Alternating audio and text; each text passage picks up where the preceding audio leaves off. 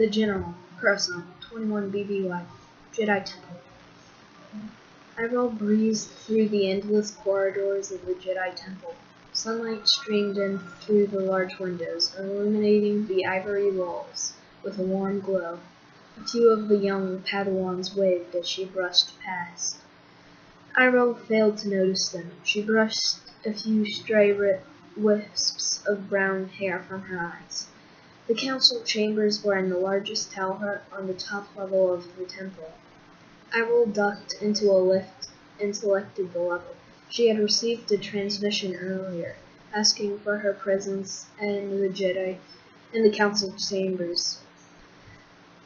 A flurry of thoughts roamed through her mind. Maybe I'll be getting a Padawan. No, it's too soon for that. But Master Kenobi received a Padawan right after training. Maybe it's something about the war. Maybe Master Ten needs my help. She attempted to quiet her mind as the lift opened to the Jedi Council chamber. Council members looked up as she entered. Master Yoda beckoned her forward. Come, much to discuss we have. Iroh moved to the center of the room and bowed. Outside, hovers sped past the bustling Coruscant airways. How can I be of service, masters? You fought in the first battle of Geonosis, did you not? Master Ki-Adi-Mundi asked. Yes, I did. It was right after I became a knight, Iroh replied. Master Ten has mentioned your skill in combat and the help you've provided thus far, Master Windu said, leaning forward. He requested that we give you charge a legion of clones. Iroh's green eyes widened. Me? She motioned to herself. I'm the last person you would want on the battlefield.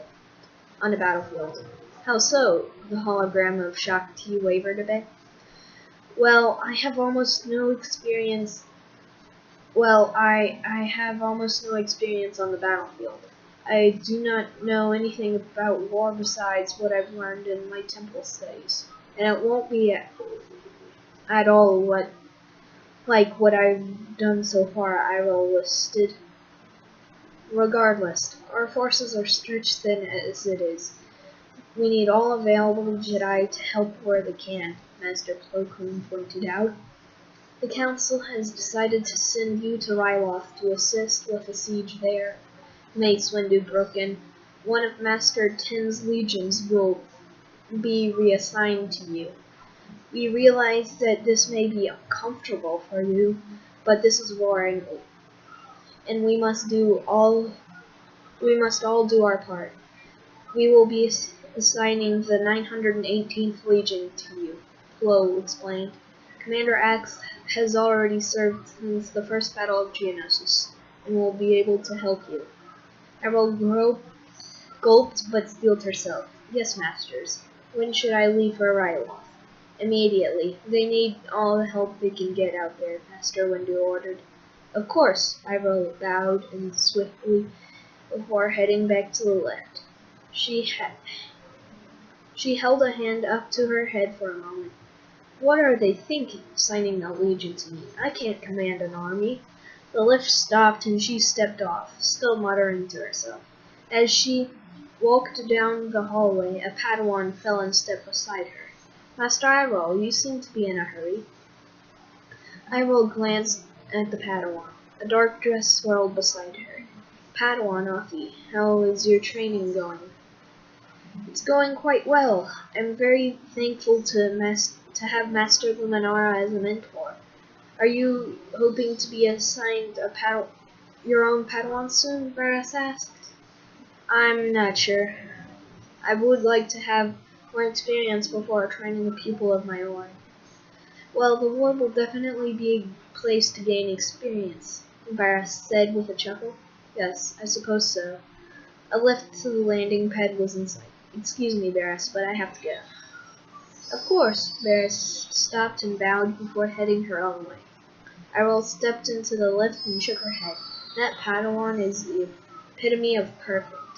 The lift flew down several levels before opening up to the main hangar. Iroh stepped out and looked around the deck for the deck officer. General Kersey, a trooper hollered. Iroh ran over to him. We've been told that to take you to Ryloth. Council's orders. Iroh nodded and stepped into the gunship beside the trooper. They took off shortly, navigating the bustling airways until they breached the atmosphere. Several Republic cruisers floated through the space just beyond the atmosphere. They flew to one of the cruisers and landed in the main hangar. Iroh stepped off and gazed around the hangar in shock.